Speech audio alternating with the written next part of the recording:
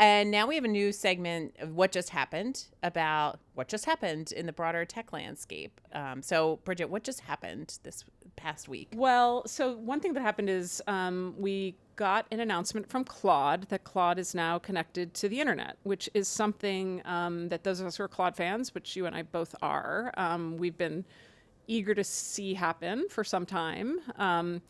And it feels at this point kind of like table stakes, like they have to do it to be able to be competitive with the other frontier models.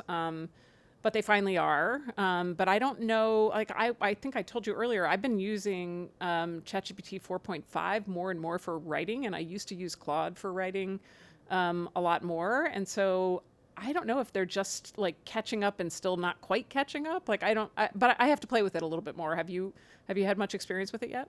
I haven't. I toggled it on, which you have to do, which is unlike ChatGPT. You have to affirmatively opt in to it searching the web. Got it. And I asked it a couple questions, but I really didn't spend a lot of time on it.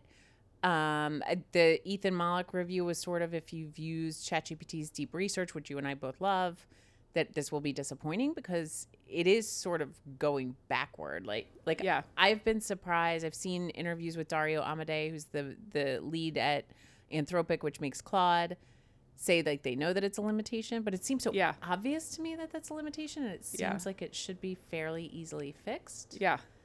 So I don't know long term. I also use Claude for writing all the time, but maybe I need to switch over to 4.5 if it's...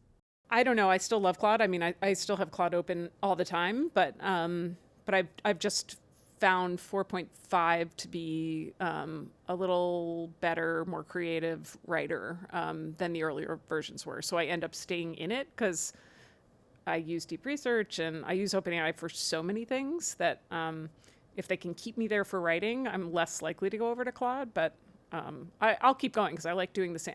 As you know, I like to do the same thing in a few different models just to see how they all do. Same. I do that. And then sometimes I'll take the results and plug them like both into one model and ask it to orchestrate them. That's a really good idea. I do that frequently. Oh, that's and amazing. I don't have a preferred platform. Sometimes I do it with Claude. Sometimes I do it with ChatGPT. Yeah. But or harmonize them. That's what I meant. Yeah. I just don't know long term how Claude competes with ChatGPT if they're not even at deep research stage. Although we both listened to the Hard Fork podcast from the New York Times, and there was an episode where Casey talked about enjoying Claude as a therapist because it feels like it's more closed off, which I can see. Yep. Because I too use Claude as my therapist, as you know. Yes. Yeah. Okay, so that's what just happened. Not a ton of implications, I think, for lawyers yet, other than the continued sort of supremacy of deep research in our lives for getting information. Thank you for tuning in to 2030 Vision, AI and the Future of Law. If you enjoyed this episode, please subscribe to our podcast and leave a review.